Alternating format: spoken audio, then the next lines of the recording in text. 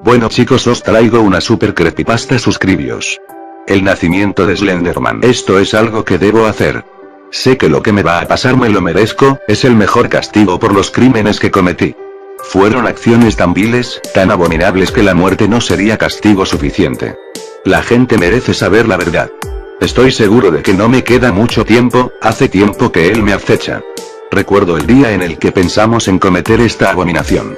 Estos acontecimientos fueron una de las partes más importantes de mi vida, y se quedó grabado en mi mente para el resto de mi existencia. Cogí un taxi para llegar allí, un viaje de 13 marcos. Bajé del taxi y contemplé el lugar. Ese no se podría considerar el barrio más bonito de Berlín. Pero allí era la reunión. Yo era un joven científico. Empecé a trabajar para el gobierno hacía 6 años, unos días antes de que Polonia fuera invadida. Yo tenía un laboratorio independiente, pero cuando recibí esta invitación no podría haberme negado. Por fin un presupuesto a la altura de mis ideas. Toqué 3 veces a la puerta, 2 golpes rápidos y uno seco. Alguien abrió la mirilla y me pidió que me identificara. Hoy hace una tarde calurosa en Moscú. El gorila me abrió la puerta y pude entrar. El lugar no era más que una tienda abandonada. Los pósters viejos y el polvo se acumulaban en las estanterías vacías. Retiré la alfombra que cubría el suelo y abrí la puerta de metal acorazada que quedó al descubierto. Pulsé el botón y la puerta se abrió con un sonoro chirrido. Otra vez se les ha olvidado engrasarlo, pensé. Bajé las aparentemente infinitas escaleras y llegué a la planta oculta. Una gran X en un círculo se veía dibujada en la pared. Era el símbolo de esta rama de la organización. Mientras me dirigía a la sala de reunión vi de reojo varias salas en las que se llevaban a cabo experimentos que según nuestro comandante lo que se hiciera allí no era de nuestra incumbencia. Los largos pasillos con paredes de hormigón encerraban grandes misterios. Finalmente llegué a la sala acordada. 2 guardias armados custodiaban la puerta. Me senté en la mesa y esperé a que llegara el jefe. En la sala de reunión se podía ver el emblema, justo detrás de la gran silla que le correspondía al jefe. Había otros científicos conmigo, pero no hablé con ellos. Soy de naturaleza solitaria, nunca he tenido demasiados amigos. Solo hablaba cuando era necesario, y no conocía mucho a la gente con la que me tocaba trabajar, aunque tampoco es que le pusiese mucho empeño. Cuando llegó el jefe, mis compañeros ya estaban sentados. Bien, como seguramente sabrán, la guerra no va a nuestro favor. Hemos perdido territorios por todas partes, y aún peor, ya estarán al corriente de que algunos de los mejores científicos que teníamos se han ido con los enemigos. Por lo que sabemos, podrían estar desarrollando armas atómicas. ¿Y eso dónde nos sitúa?, preguntó un compañero. Nos sitúa en que debemos estar protegidos. Ya conocen a estos americanos. Seguramente estarán encantados de volarnos por los aires. Debemos atacar primero. ¿Y cómo lo haremos?, pregunté yo. Algunas de las mejores mentes que tenemos se han ido con los otros. ¿Qué sugiere? Sugiero, querido amigo, que debemos crear algo aún más poderoso que las bombas atómicas. Pero estamos pensando que una bomba no sería tan buena idea si el territorio enemigo queda vaporizado. Tenemos que tomarlo, no destruirlo. ¿Y cómo espera conseguir eso? La respuesta más apropiada debe ser humana. Señor, con todos mis respetos, andamos escasos de hombres. Repuse. Pero, ¿y si tuviéramos un hombre que equivaliese a un pelotón?, preguntó él de forma retórica. Perdone señor, pero no le entiendo, contesté yo confuso. Desgraciadamente la evolución va demasiado despacio. Pero si consiguiéramos la manera de crear al soldado perfecto y la guerra acabaría en cuestión de semanas. ¿Un qué? Eso es ciencia ficción. Por eso les he traído aquí, caballeros. Ustedes son los únicos que pueden convertir la ciencia ficción en ciencia. Por eso he decidido clausurar temporalmente sus proyectos actuales para que centren sus esfuerzos en este trabajo. En ese momento no sé cómo me sentí.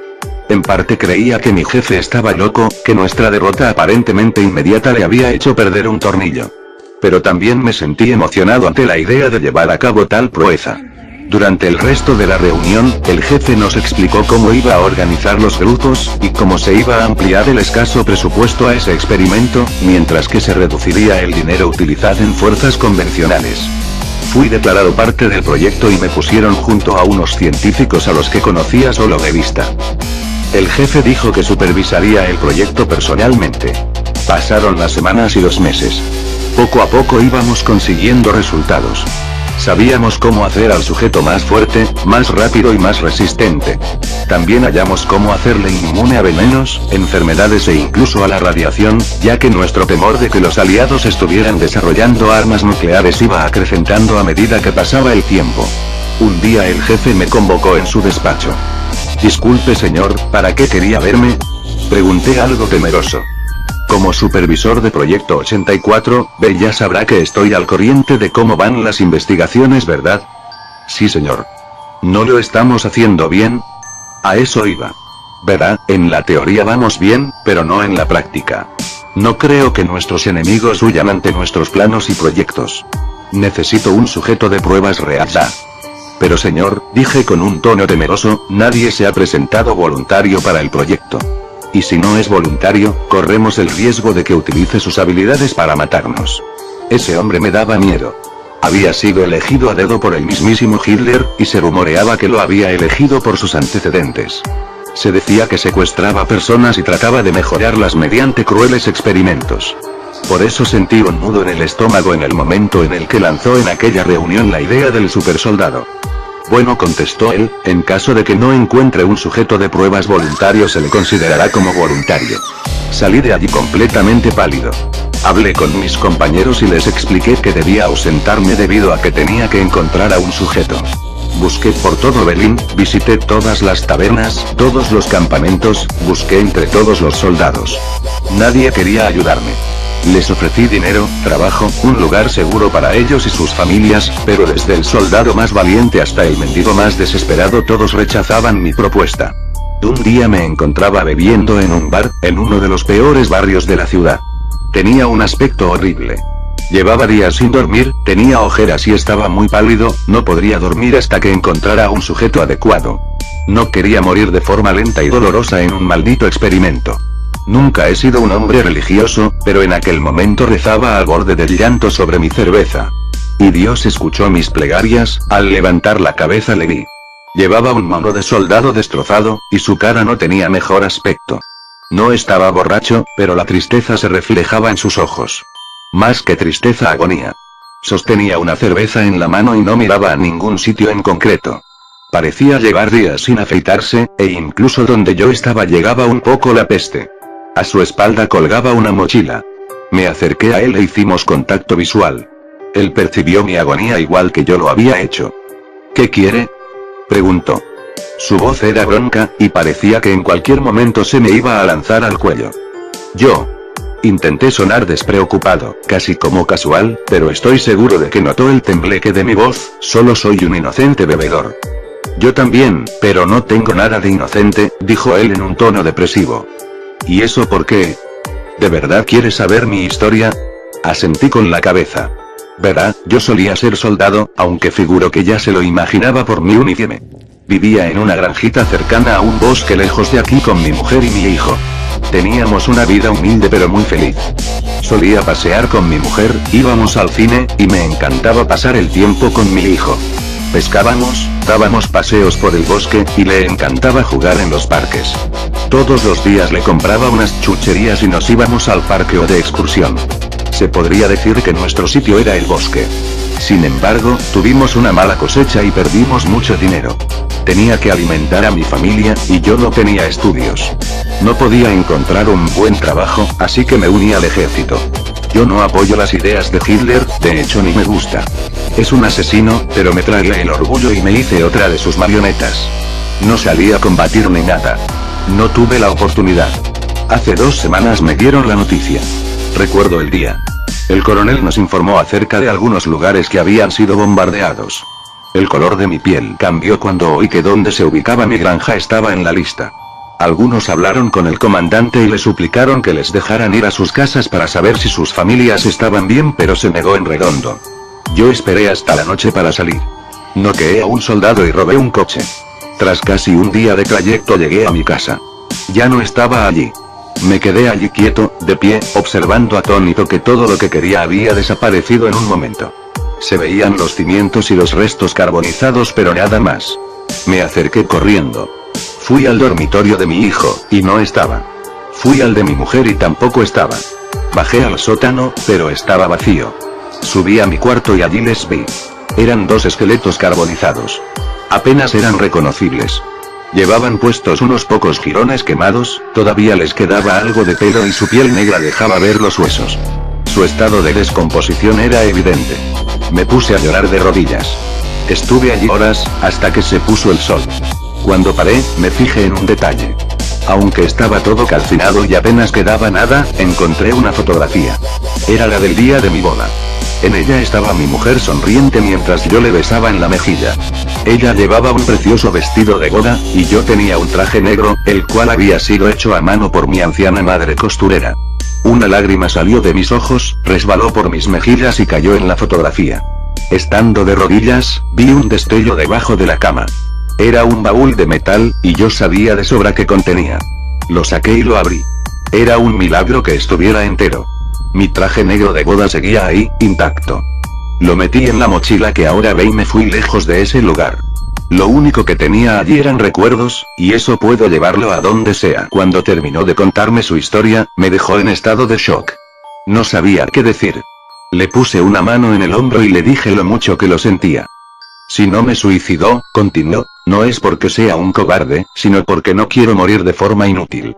Aunque supongo que la muerte es lo mejor que puedo esperar de la vida. ¿De veras? ¿Realmente no le importa morir? Él asintió. Entonces, tengo una oferta que le interesará. Verá, soy científico. Necesitamos un sujeto para realizar un experimento que puede cambiar el curso de la guerra. Pero el experimento es peligroso, y tiene muchas posibilidades de acabar con la vida del sujeto. ¿Le interesa? El hombre permaneció en silencio durante unos segundos. Después asintió con la cabeza. Unas horas más tarde llegamos al lugar de pruebas. El jefe nos hizo llamar al sujeto y a mí. Bien, caballeros, es un placer tenerles aquí. Buen trabajo, doctor. Y supongo que usted es nuestro voluntario, ¿verdad? El jefe y el sujeto se dieron la mano en silencio. El sujeto seguía teniendo la misma cara que tenía en el bar. Así me gusta, dijo el jefe sonriente, un soldado callado es un buen soldado. Bueno, será mejor que se retire y nos deje al doctor y a mí solos. En la puerta un científico le dirá a dónde tiene que ir. El sujeto abandonó la sala y cerró la puerta tras de sí. Bueno, doctor, me alegro de que haya tenido éxito en su búsqueda. Como creíamos que no iba a encontrar a nadie, nos tomamos la libertad de buscar otros voluntarios en los campos de exterminio. Tenemos unos 12. Bueno, intervine, eso es una buena noticia. Dígame, ¿qué herramientas tenemos para trabajar? Verá, lo que le voy a enseñar es completamente confidencial. Yo no entiendo mucho de esto, lo que le diré es lo que me contó uno de los chicos del laboratorio. Vamos a utilizar una sustancia que se podría llamar modificador molecular. ¿Cómo? Sí, un modificador molecular. Es un poco complicado, pero le permite al sujeto modificar las células de su cuerpo a su voluntad. Podrá elegir a la velocidad a la que sus células se reproduzcan. Esto significa que podría regenerar miembros enteros, modificar los existentes y hasta crear otros nuevos. Junto a lo que ya han conseguido tenemos muchas posibilidades de que funcione. Pero, pregunté, ¿de dónde han sacado esto? No es de tu incumbencia, joven, dijo él con frialdad, prosigamos. Creo que esta sustancia puede ser muy peligrosa para una persona que no cumpla con las condiciones físicas y sobre todo psicológicas. No sabrá cómo controlarse y perecerá inmediatamente. Entonces supongo que deberemos entrenar a los sujetos de prueba y, no doctor, solo hay un sujeto de prueba. El que trajo usted. ¿Pero qué hay de los 12 de los que me ha hablado hace un momento? Mi joven amigo, esos eran para descubrir de qué era capaz el modificador. Gracias a ellos sabemos la voluntad que requiere y las condiciones físicas ideales.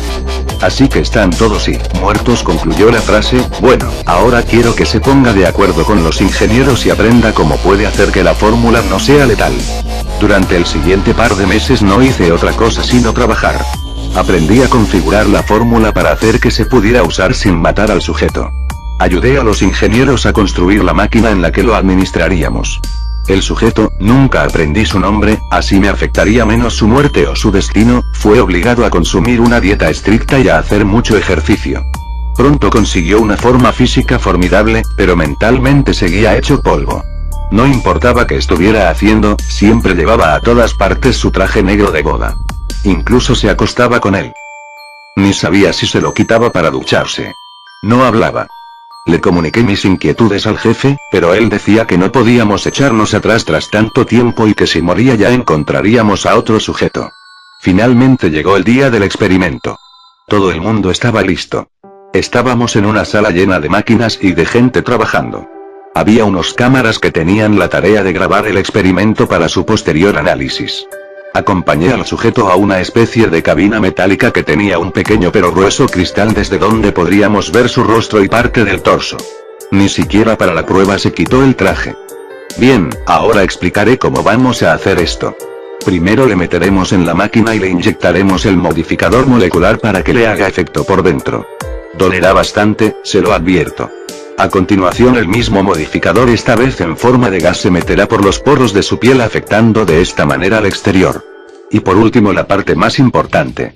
Para que esto funcione tendremos que desarmarle, por así decirlo, con unos rayos de energía que saldrán de las paredes.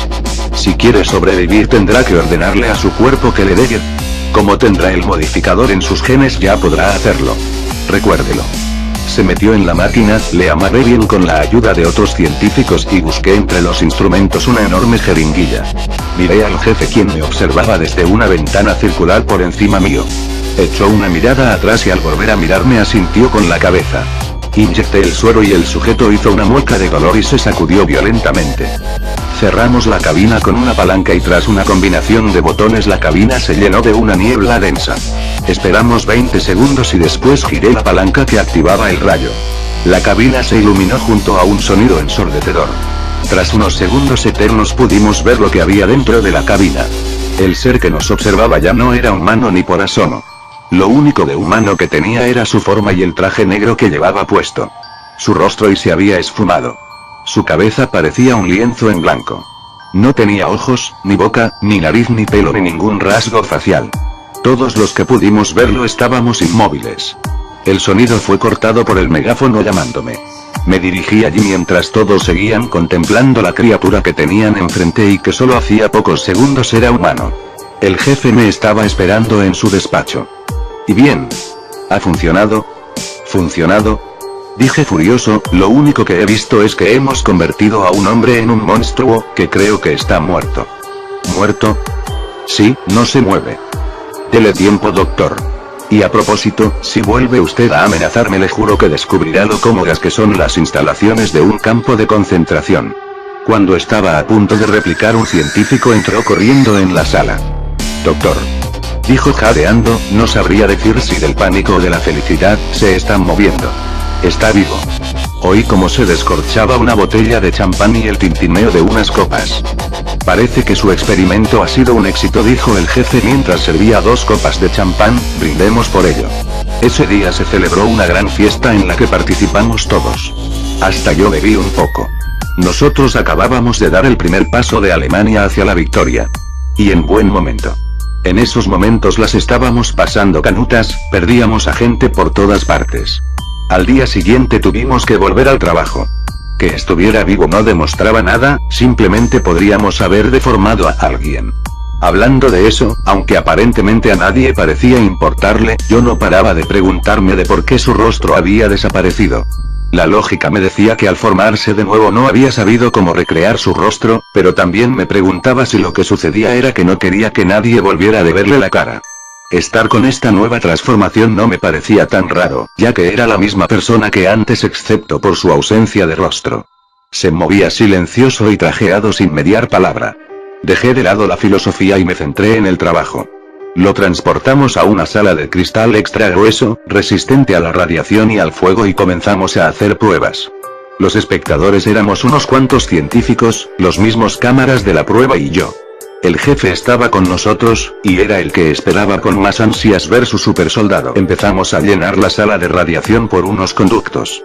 Primero pusimos la suficiente para poner enfermo a un hombre adulto medio. Ninguna reacción. Subimos S600 rats, dosis suficiente para matar a un hombre adulto. Ninguna reacción. Y así, poco a poco llegamos a 6000 rats. Nada. Se abrió una plataforma en el suelo por la que cayeron los residuos y llenamos la sala de vapor para descontaminarla. Tomé algunas notas junto a mis compañeros. Luego le expusimos a varias enfermedades, pero nada, no se contagió.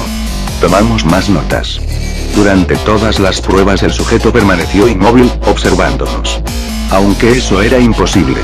El cristal estaba diseñado de una manera que nos permitía verle a él pero no él a nosotros. Decidimos pasar al combate.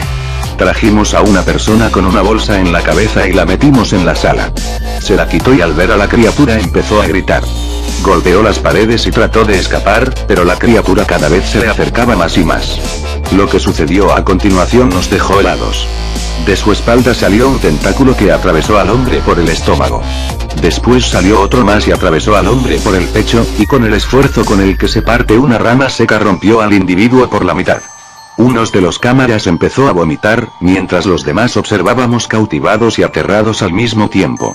El jefe, con una ligera sonrisa dijo que este combate no había sido muy justo, por lo que dijo que teníamos que organizar una pelea más justa. En la sala entró un soldado con un cuchillo, y al ver al monstruo se lanzó sobre él. Le cortó un brazo y del muñón salió una sustancia negra parecida a sangre.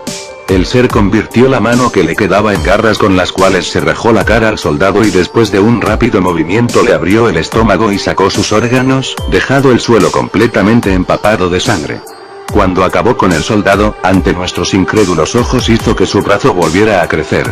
El jefe sonrió y dijo que deberíamos aumentar el nivel de la apuesta. En la sala entró un hombre armado con una pistola. El hombre, nada más verlo le hundió 3 disparos en el pecho y le voló parte de la cabeza. A todos se nos encogió el estómago al ver al fruto de nuestro esfuerzo caer al suelo. El hombre se puso a gritar diciendo que ya había cumplido su parte del trato y que ahora debían dejarle irse. De repente se calló, y empezó a escupir sangre por la boca. Miramos a su pecho. Estaba atravesado por un tentáculo. El ser levantó a su ahora indefensa víctima, acercó su cara contra la suya y el hombre vio como el agujero de su cara se cerraba. La víctima dejó de patalear y el ser lo tiró con fuerza contra la pared. Quedamos todos en silencio.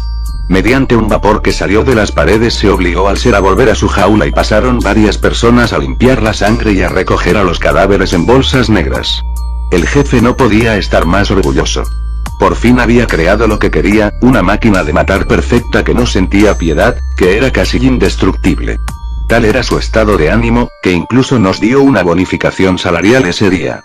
Más tarde yo y mis compañeros nos reunimos en su despacho para hablar sobre los resultados del experimento.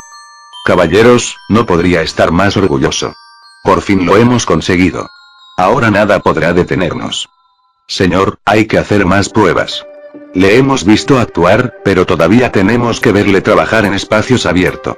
No es lo mismo matar algo en una sala pequeña e iluminada que en un oscuro bosque, dije yo. Bueno, tienen razón. Tenemos que preparar una prueba en el exterior. Y a propósito, ¿cómo van a hacer que esa cosa entre o salga sin matar a nadie? Esa es una buena pregunta, intervino un científico. Por suerte, yo ya he pensado en ello. He diseñado este collar eléctrico. Por muy indestructible que sea, esto le producirá suficiente dolor como para noquearlo. Una descarga de esta preciosidad alargada 30 segundos es lo bastante potente como para matar a un hombre adulto. Ese tipo me ponía nervioso. Parecía disfrutar demasiado con su trabajo, mientras que yo todavía seguía reflexionando de dónde habían sacado a esos pobres hombres a los que la criatura había asesinado hacía solo unos minutos. Perfecto, dijo el jefe sonriente, me alegro ver a alguien que piensa en todo. ¿Y qué terreno vamos a usar?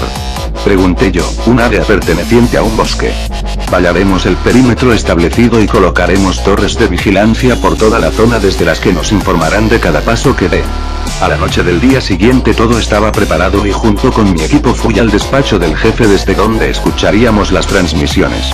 En su despacho había bastantes equipos de radioaficionado, unos 6, uno por cada vigilante. Cada equipo tenía un nombre encima que explicaba dónde se localizaban cada uno. Había uno en el extremo sur, otro en el extremo norte, otro en el extremo este, otro en el extremo oeste, otro en el centro norte y otro en el centro sur. El vigilante del extremo sur llamó para informar de la correcta colocación de la criatura en el perímetro.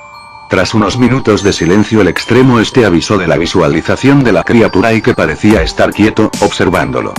Recuerde, dijo el jefe, si ve que se acerca demasiado une su control para activar el collar. Durante unas horas no pasó nada, solo recibíamos transmisiones que informaban si veían al ser. Todos coincidían en que era extremadamente rápido y se escondía en los árboles con muchísima facilidad. Varias veces los vigilantes tuvieron que activar el electrocollarín cuando se ponían nerviosos y todos informaban de la desaparición de cualquier signo de vida animal minutos antes de divisar a la criatura. Sin embargo, una transmisión fue algo inusual. Provenía del puesto localizado en el centro norte. Nos informó de que cerca de su puesto de vigilancia había un parque de juegos, y que la criatura se encontraba en él. Estaba enfrente de los columpios, observándolos. A continuación, en palabras del vigilante: creo que está llorando. Pude leer la expresión de incredulidad de mis compañeros instantáneamente, que seguro que yo también tenía. El jefe se adelantó al micrófono y preguntó con un tembleque en la voz: ¿puede repetir? No creo que le hayamos oído bien. Señor, dijo el vigilante, está sollozando. Está de rodillas con la cabeza baja y temblando. Yo comencé a pensar, a intentar encajar las piezas. Recordé nuestra primera conversación. Entonces lo comprendí. Estaba recordando a su hijo. En parte era humano. Aquella cosa, seguía pensando, era inteligente. No estábamos experimentando con un animal, sino con un hombre. Todo estaba mal. Acababa de darme cuenta de que era tan malvado como el jefe, tan vil y despreciable como ese cabrón. En ese momento solo quería irme, pero el jefe no me habría dejado. Estaba pensando en cómo salir de allí, cuando el vigilante comenzó a hablar. Señor, el ser se ha levantado y se dirige a un árbol. Creo que acaba de recoger una piedra del suelo, paré en seco. Todos guardamos silencio escuchando lo que estaba sucediendo. Está dibujando algo. Creo que es un círculo con una X dentro y parece nuestro emblema. Esa era la prueba definitiva de que era inteligente. Su celda tenía grabado el emblema en la puerta. Si podía recordar, podía pensar, y si podía pensar, usando sus habilidades sería capaz de matarnos a todos. Pero no hizo nada más. El vigilante informó de su desaparición. Más tarde, comenzamos a oír un ligero zumbido en el equipo que correspondía con el puesto localizado en el centro sur. El vigilante intentó hablar, pero las interferencias eran cada vez mayores. Finalmente su equipo se apagó. Todos estábamos confusos, pero no creíamos que fuera cosa del ser. Al fin y al cabo los vigilantes podían activar el collarín en caso de peligro. Pero luego se repitió lo mismo en el puesto sureste. Cada vez estábamos más asustados. El siguiente en caer fue el puesto noroeste. Informamos a los vigilantes de que pasaba algo y que debían estar alerta. Pero perdimos la señal del puesto noreste.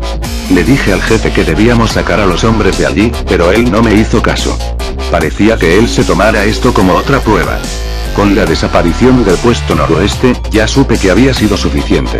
Me acerqué a la radio y le dije al vigilante que debía salir de allí enseguida. Cuando me contestó empezó a oírse mal, y completamente histérico le dije que debía salir de allí, que el ser iba a por él. Oí como la radio caía al suelo antes de apagarse por completo. Me quedé inmóvil, incapaz de reaccionar. Me giré despacio y vi a mis compañeros igual que yo. Me dirigí al jefe y le comuniqué que había descubierto que el ser poseía una inteligencia humana y que debíamos eliminarlo cuanto antes. Cuando dije eso último estalló. Destruirlo. ¿Habla en serio? Fíjese en lo que hemos creado. Esta criatura es imparable, con él podemos hacer lo que sea. Me sorprendí a mí mismo cuando le levanté la voz. Si ni siquiera podemos evitar que mate a nuestros propios hombres, ¿cómo piensa hacer que le obedezca? Está descontrolado, y es peligroso.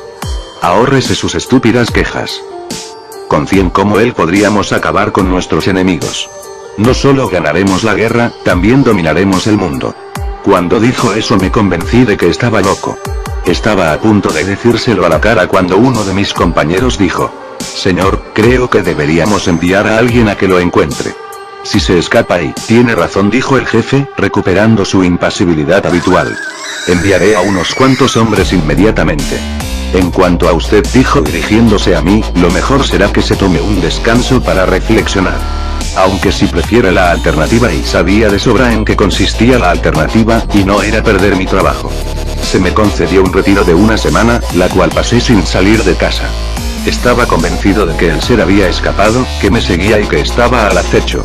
En la soledad de mi hogar, tuve tiempo de plantearme cuestiones morales. Sabía que lo que estaba haciendo estaba mal, pero no lo dejaba por miedo. Por mi estúpido miedo. Antes de poder llegar a una conclusión, pasó el plazo y tuve que volver a ese lugar de mala muerte. Cuando volví al laboratorio pude comprobar para mi alivio que la criatura había sido recapturada. Estaba contenida de nuevo en su celda, según me dijeron. Sentía curiosidad acerca de cómo habían logrado recapturarlo, y uno de mis compañeros me puso al tanto de todo. Al parecer habían enviado un pelotón de 30 hombres, de los cuales solo regresaron 7, aunque con el ser. Según los supervivientes, el bosque estaba repleto de árboles marcados con nuestra insignia.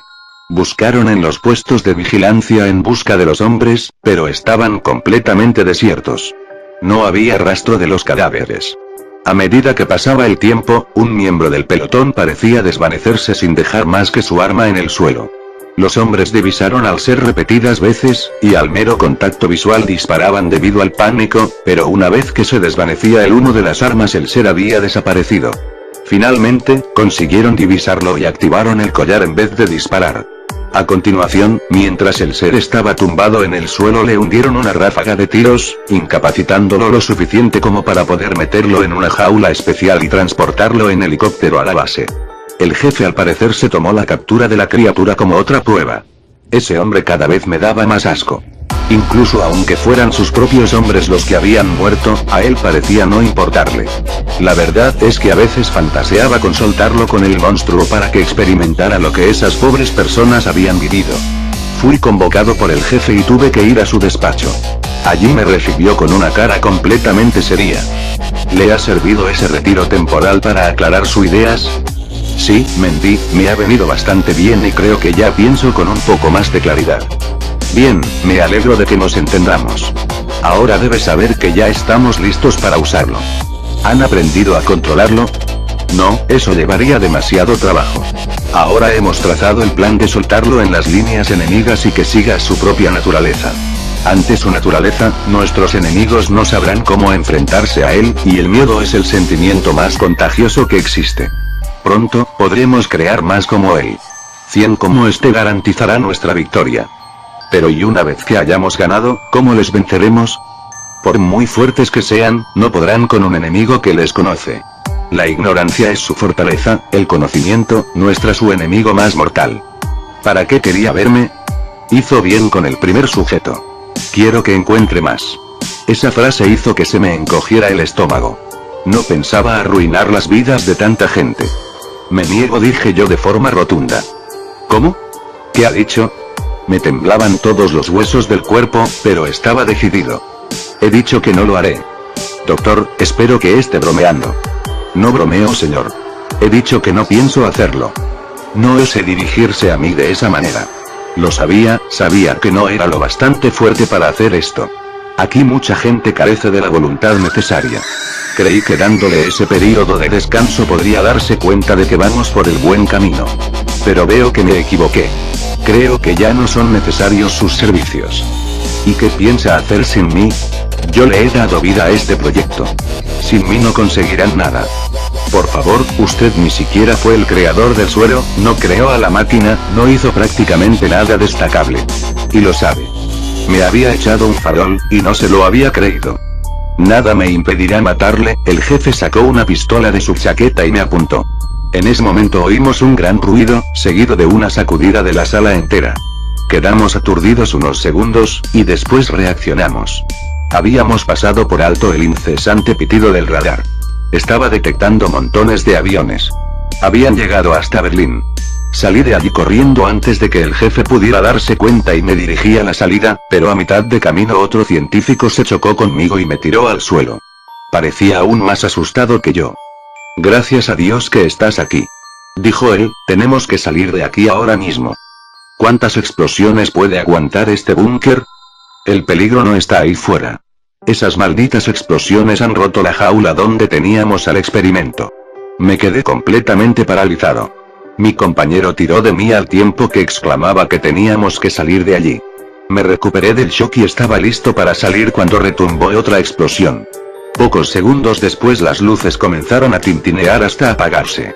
Se encendieron unas pocas luces de emergencia, pero aún así la oscuridad era bastante densa. Traté de localizar a mi compañero, y cuando por fin lo divisé vi que estaba contemplando algo al final del pasillo con una gran expresión de terror en el rostro. Miré hacia lo que estaba observando, y cuando mis ojos se acostumbraron a la oscuridad pude ver una silueta muy alta sosteniendo a un científico con una sola mano. Me fijé mejor y vi que en realidad el científico estaba atravesado por el brazo de la criatura. El instinto sustituyó al razonamiento. A duras penas pude convencer a mis piernas de que se movieran, pero lo conseguí y salí de allí a toda velocidad. Atravesé los aparentemente infinitos pasillos en busca de una salida que no podía localizar a causa del pánico. Cada poco rato las salas temblaban a causa de las bombas, y en 2 ocasiones caí al suelo. Continué hasta que divisé una gran puerta que yo conocía muy bien. Era la salida. Creía que estaba salvado hasta que sucedió otra explosión, pero esta vez procedía de dentro. Las calderas, susurré para mí. Una llamarada al final del pasillo confirmó mis sospechas. Pero la llamarada hizo algo más. La luz que se mostró durante un rápido segundo me permitió verle. Lo recuerdo bien. Estaba de pie, con varios tentáculos brotando de su espalda, y parecía estar cubierto algo que parecía sangre. Cuando le miré volteó la cabeza como un búho en mi dirección y comenzó a dirigirse hacia mí lentamente. Comencé a patear la puerta intentando abrirla. No sabía qué era peor. Si el fuego consumiéndolo todo o el ser con paso firme acercándose cada vez más. Finalmente conseguí hacerla ceder, pocos segundos antes de que el fuego me alcanzara consumiéndolo todo, incluyendo a la criatura. Subí las escaleras como un loco, llegué a la tienda de la que no quedaba nada más que escombros y la trampilla por la que acababa de salir. Comencé a correr por las calles sin parar. Había gente yendo por todos lados. Niños llorando por sus madres, ancianos demasiado débiles para poder correr, y sobre todo personas tratando de salvar la vida. Me quité la bata de laboratorio para ir más deprisa y continué por las calles atestadas de gente. Había muchos soldados y tanques recorriendo las calles, y algunos valientes que intentaban hacerles frente. Pronto comenzaron los disparos. No sabía quién los efectuó, pero eso no era importante.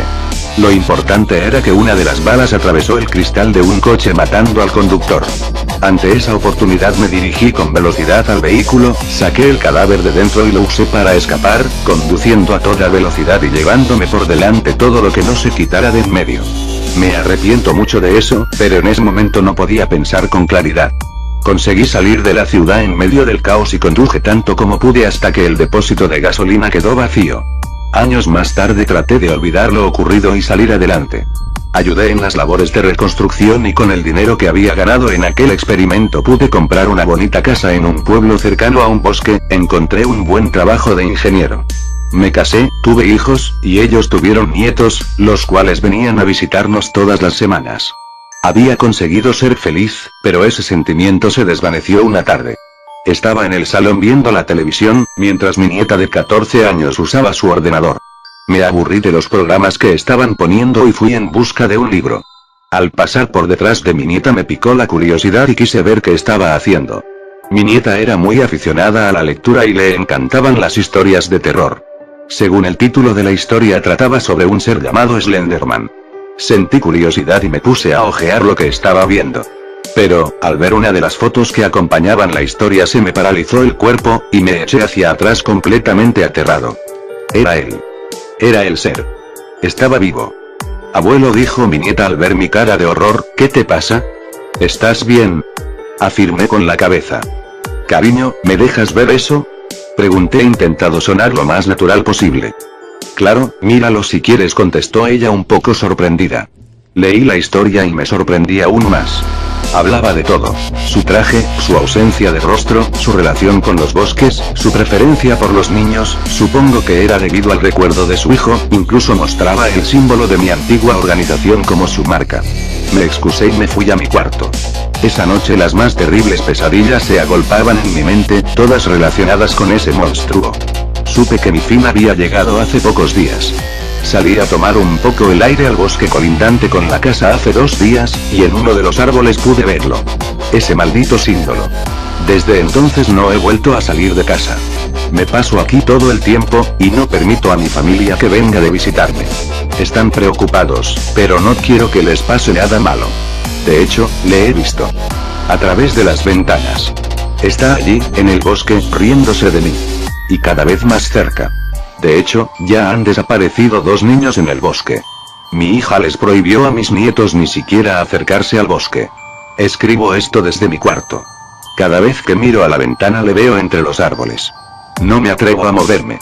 Creo que él disfruta con mi miedo. Sé que mi muerte se aproxima, y es cada vez más cercana. Me lo merezco. Yo creé a este ser, y no me merezco otra cosa. La guerra acabó con su espíritu, y nuestro experimento acabó por eliminar todo vestigio de la bondad que residía en su corazón. Es curioso. Durante toda esta historia no le he puesto nombre, nunca me preocupé de hacerlo. Ahora sé que mi muerte será a manos del ser conocido como Slenderman.